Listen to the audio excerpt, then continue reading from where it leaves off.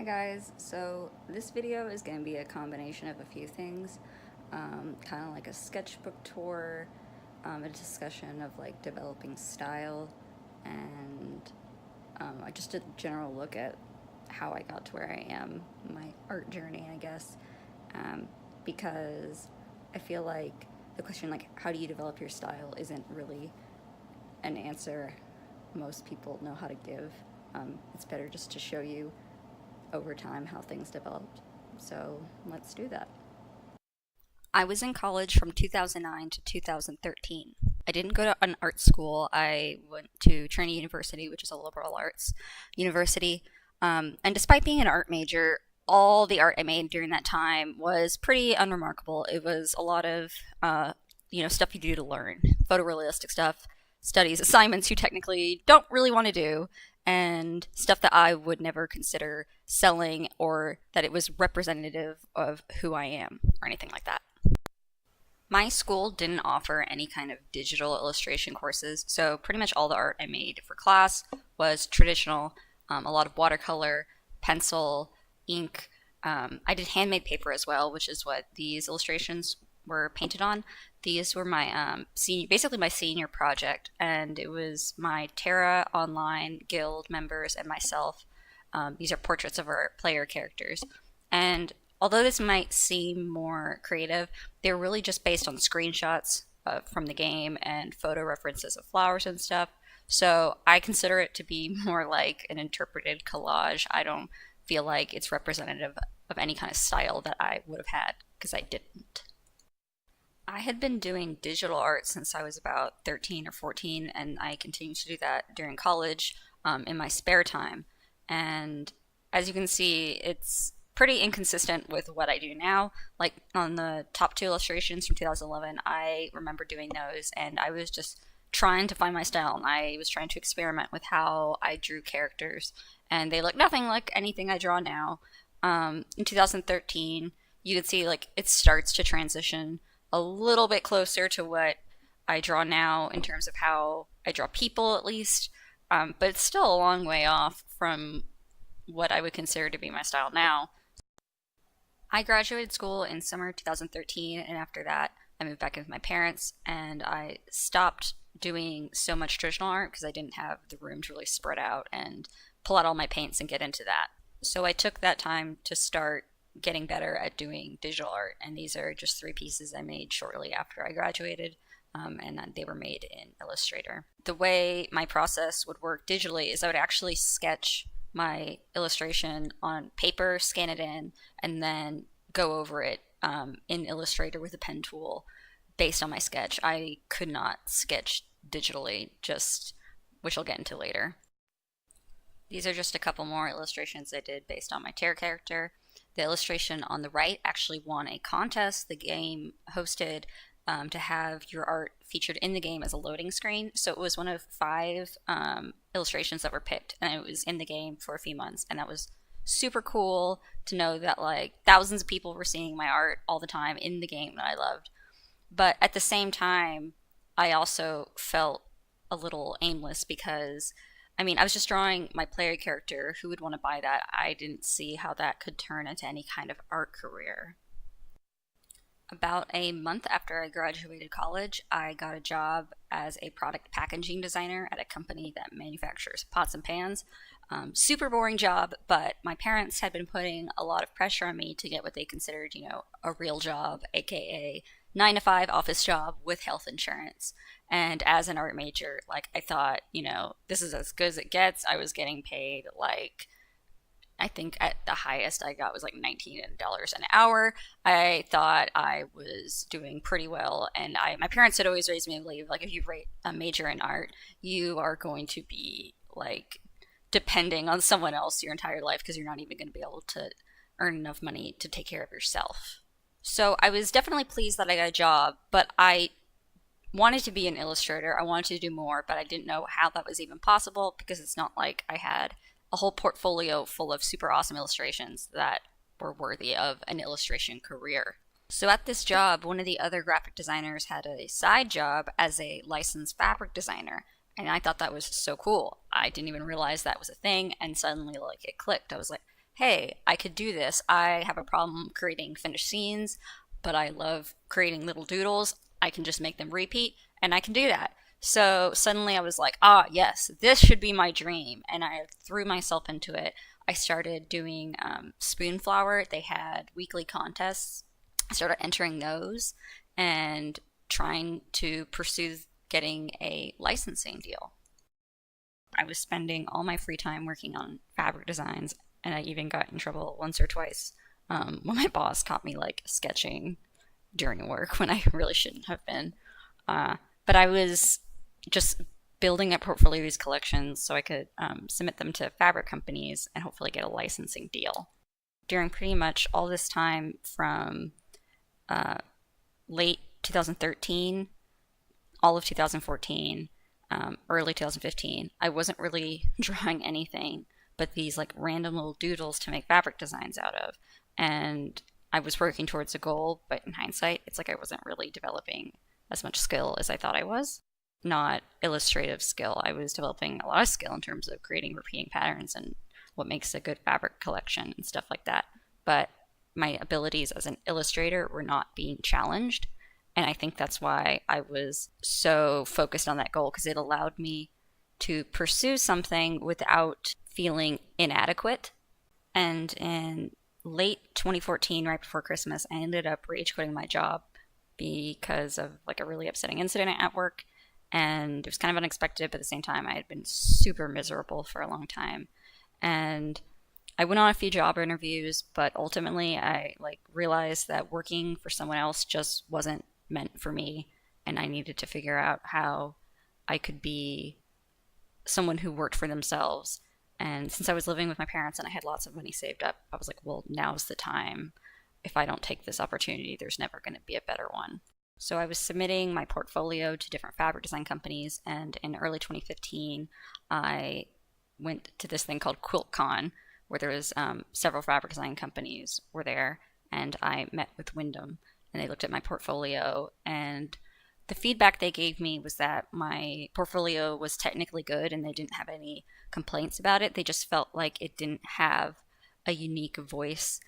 They felt like it was the kind of things I was making with the expectation that these are what people want and what they would sell. I wasn't making these because they were important to me or because they meant something. And that really was true. And it forced me to be honest with myself that I didn't have a style. I didn't have an identity as an artist really at this point. And I needed to find that before I could achieve what I wanted to achieve. So after that, I really had a fire under my butt, I guess you could say. And I just started thinking about, well, what do I care about?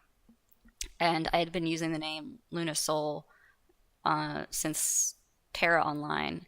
So it'd been a couple of years at this point, and it was kind of an identity I had created for myself. And I had this idea of like the moon bunny because of my Terra character. And I just started drawing these little bunnies with the idea that they live on the moon and they travel between the moon and stars by turning into comets. And I just started sketching and creating these patterns based on them. And a couple months later, I met with Wyndham again at Quilt Market, which is like an industry trade show. It's kind of like Surtex, but only for fabric. And I met with them again and showed them my portfolio, showed them this collection that I come up with. And basically they were like, oh, you've done it. You found what we thought you were missing. And so they were like, great. And they gave me the licensing deal that I had been hunting after. So it was really kind of weird for me at this point to be told like, ah, yes, we see your style now. Because I was like, do you? Like, I didn't recognize it in myself. And I wasn't even sure if, like, is that something someone can definitively and objectively say yes or no? And I don't really think so. But I think like someone telling me that they identify my style made me believe it. And by believing it, it almost comes true. So I guess this is where I started to find myself. But I feel like there's never really like a point, like a lightning bolt moment where, yes, you've now found yourself. But I guess if there was, this would have to be it, although I don't really think that's the case.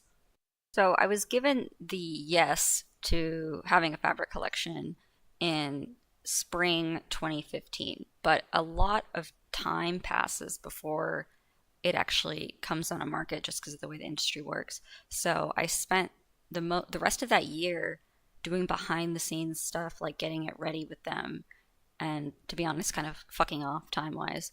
And then in spring 2016, I showed my collection at Quilt Market. And for fabric designers, Quilt Market is kind of where it like becomes real, because this is where your collection is revealed to the public, and um, stockists, so like quilt shops and online stores, this is where they see the fabrics and decide if they're going to order it wholesale to sell in their stores or not. Um, so you kind of stand in your booth, kind of like a human zoo exhibit, and people come and meet you and they want to talk to you and meet the designer. And to be honest, it's kind of boring, but it makes it all feel worth it because it's kind of like a 3 day show and tell for, 6 hours a day. After Quilt Market, the rest of 2016, like I was on the top of the world. I thought I would achieve my dreams. I thought I was here. Like the quilts I designed with my fabric was on the cover of my favorite quilt magazine. I had a huge interview in that same magazine. This thread company called Aurifil, which is hugely popular, had me curate a thread collection. Like my face was on products that was being sold with my name. I was like, I couldn't believe I'd done it. And all the meanwhile, I'm in the background working on the next collections because it takes a long time from the time you finish designing it to submitting it to having everything ready to go for it to hit the market again. So at the time I showed Luna Soul at market, I already had the next couple collections pretty much done and ready to go.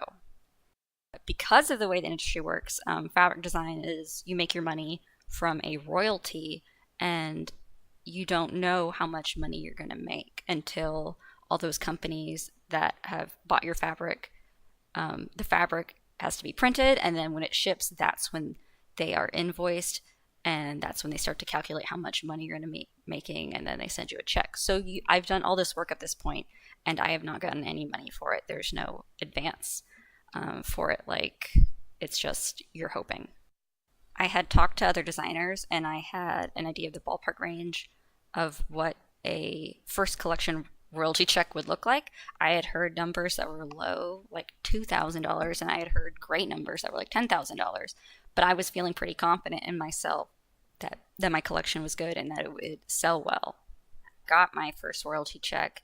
I think it was around like $8,000, and you pretty much get one check. So I was pretty satisfied.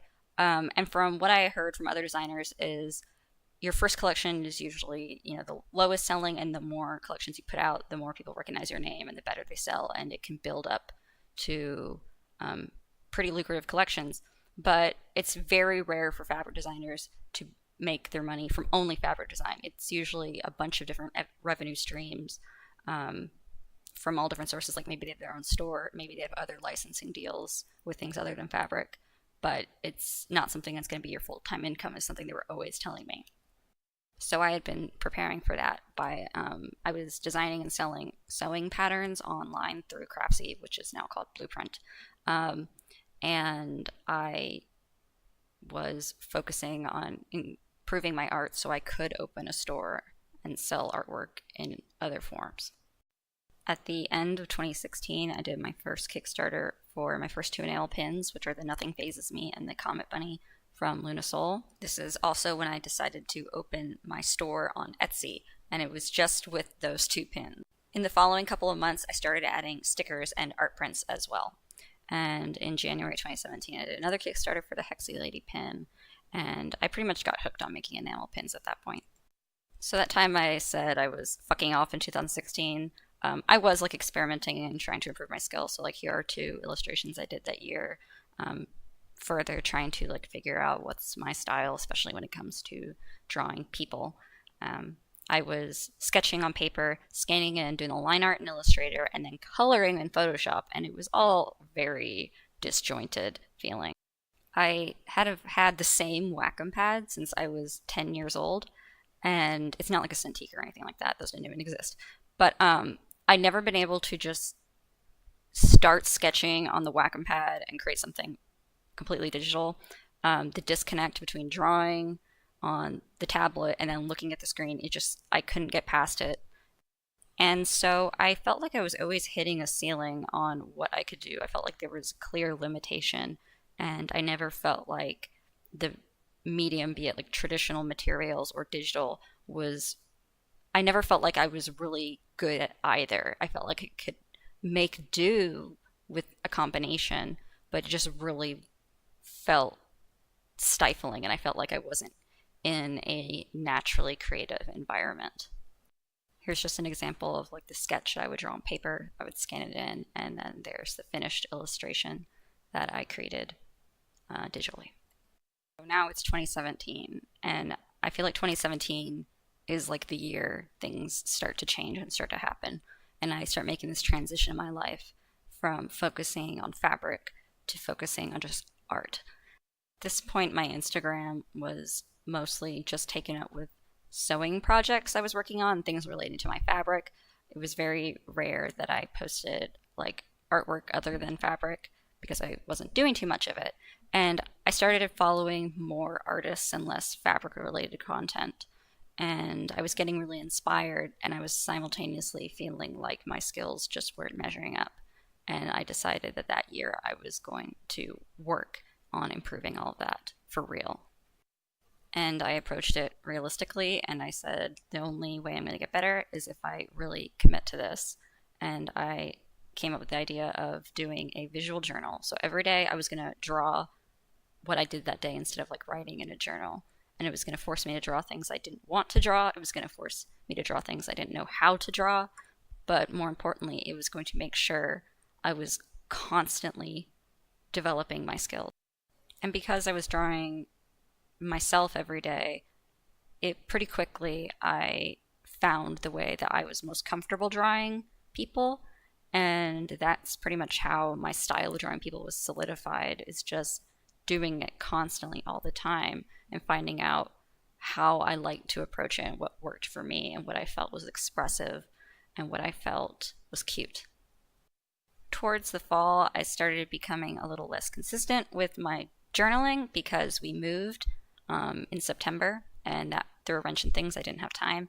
And then in October, I had intended to do Inktober and my journal at the same time. I couldn't keep up with both, so I ended up doing mostly just Inktober. I resumed it again, and I continued it and through the winter, and then I got my iPad, and I didn't need the journal anymore. I was at the point where I'm like, the journal has prepared me for this, and now I no longer need the training wheels that is the journal. So that's kind of a broad overview of 2017. So now we're going to kind of backtrack and see some more incremental things. My journal was made using Copic markers, and so for a while I was trying to make that my primary medium, Copic's ink, a little bit of colored pencil. But the problem is that I basically am suited to digital art. Like, I need Control-Z, I need transform, I need copy-paste. So I will destroy paper from erasing too much. So like getting the initial sketch down is always the hardest part. I could do the illustration, but I was finding places where I'm like, man, I really wish I didn't have done that. I regret that, and I couldn't change it because it's traditional art. So I was happy with these, but there's far more drawings I did that I just didn't like in the end. I kind of developed a new way of working at this point. I wanted a more hand-drawn look to my fabric designs. So I would sketch my drawing on paper, then I would trace it with a pen, scan that in, and I would use the Illustrator auto trace feature to convert that ink illustration to vector, and then I would color it in from there. So it was kind of like this hybrid of hand-drawn and then digitally colored.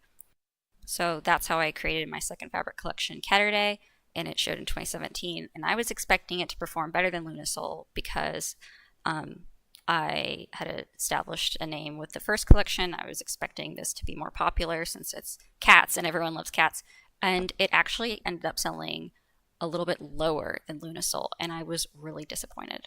And, you know, several $1,000s is nothing to sniff at, but the problem is you're not in control of when your fabric is released. That's the business decisions made by the company. You just provide the art for the most part and help with the marketing if you like to. And my particular company decided that they didn't like designers releasing more than one fabric collection a year, because that's what works best for them. But that puts a very hard cap on how much money you can earn. That means the amount of money I would make in a year was the amount of money that fabric collection made. So, $8,000 or less, that's not going to cut it.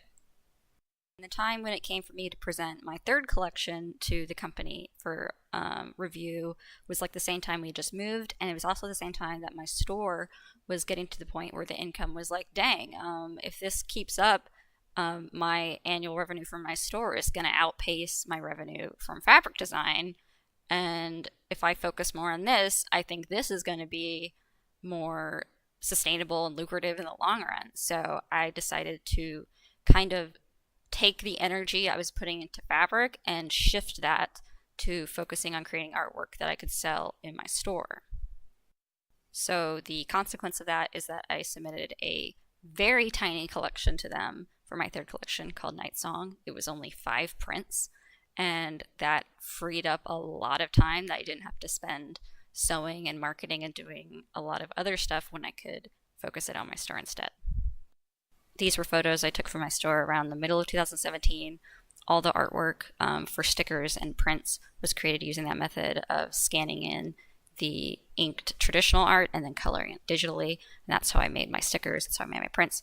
I would take my sketches, scan them, and use Illustrator to make the vector artwork for my pins. Over that year, I did 5 Kickstarters to raise enough money to put 17 pins in a production. I also self-funded 3 pins for Halloween. Those ended up being kind of duds, and I decided at that point, okay, self-funding via pre-orders and stuff isn't really the way to go for me, at least right now. So I knew for that point I was going to have to keep doing Kickstarters to decide which pins to make. Pretty much any free moment I had that year, I was drawing. I realized I had to get serious about practicing if I wanted to get better. It's like learning an instrument or anything else. You don't just magically get better. There's no magic secret or tip or tool that's going to make you a better artist. You have to put in the time. So I started doing that. And one of the things that kind of made me realize that was actually a children's book that I had been given for Christmas when I was a little kid. It was called Hattie and the Wild Waves, and it's about a little girl who wants to be a painter. And about halfway through the book, she's like a teenager, and her family goes to the opera, and there's like this girl, she says, is singing her heart out on the stage, and she was like the same age as her, and she realizes that she hasn't been painting her heart out that the way this girl has been singing, and if she wants to do this, she needs to paint her heart out. So in the same way, I was like, it's time for me to stop fucking around, and it's time to draw my heart out. So even though on the outside it might sound like Luna Soul, the fabric collection, is where I found my style, I feel like this year is where I found my style, because I was drawing so much and I was experimenting a lot. Like you'll see sketches and stuff in here that look nothing like other things. I was just trying to see how I like it and how it felt. It's like trying on clothes in a fitting room, putting it on and going, does this suit me? Do I like the way this feels? And I was doing so much of that. Also, people tend to think of finding your style is like going from point A to point B, arriving in this magical city, and you go through the gates, and that means you found your style. And it's really not. It's a living, breathing thing. It grows and it changes with you. It's not like you get to one place and it ends. Your style will always be developing and growing and changing. That change is so well exemplified by my last collection, which is called Forest Spirit, which in reality was actually the second fabric collection I created. It was intended to come right after Luna Soul, but they thought that Catterday would be a better second release, and then Night Song happened, and this ended up getting pushed back. And because there was so much time between when I originally created it to when it was ready to go into production, I wanted to change things, and they ended up making me change a lot of things. This is what the collection looked like when it started out. It was very clearly intended to be inspired by like Japanese folklore and the kitsune and inari, and I loved that whole theme. But the fabric company decided that Most American customers didn't want to buy the stuff that was so Japanese and they wouldn't understand. So they ended up asking me to make it more generic. So in the top left, the kitsune print, that's how it looked when I originally created it. Then I decided in the time that elapsed, I wanted to redraw the fox in a way that was more consistent with my current style. So I did. But over the request to be more generic, I ended up first I had to remove the ghosts and the flames. Then they asked me to remove his little eyebrows because apparently that was even too much for people. By the time For Spirit released, this is what it looked like. It's completely different. So many of the prints are different. A lot of the prints were taken out completely, like Mount Fuji, the torii gates, the sake bottles and rice bowls, the Inari statues, the lanterns. It just became this generic forest with a white fox. I felt like a lot of the Japanese charm was removed. I tried to keep it there as much as I could, but at the end of the day, the fabric company is the one that's putting up the money to print all of this stuff and sell it, and they have the final say in what gets through, and you kind of have to go with it or you don't get your fabric made. There were positive changes though. Overall, I'm happier with the colors of the finished collection, and I also got to create this large panel print. So each of those squares is about 9.5 inches, and they were made so you could cut them out and use them for like bags or huge quilt blocks, and that was really fun that I didn't have in the original collection. But at the point that all of this was actually getting prepared for production, it was early to mid 2018, and my store was doing great at that point, and I just simply did not have the time that I used to have to focus on fabric. So I sewed one quilt for this collection, and I took no part in making the lookbook for it like I had with previous collections. So as I mentioned previously, I got the iPad at the very end of 2017, like the day before Christmas. I just decided, fuck it, and I went and bought it. And it was a real magical moment for me because it was basically the tool I dreamed of all my life, where I had all the benefits of digital, but it felt like drawing traditionally. This is actually like only the second thing I drew in Procreate, which is the app I use. I just took to it right away. It just made so much sense to me.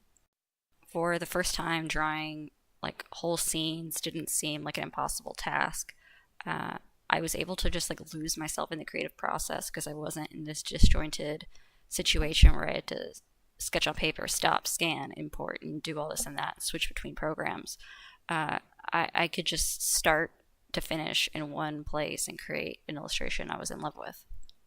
And while I don't think my illustrations were bad by any means to start with, they certainly improved the more I drew. Like you can see the difference here between January and June.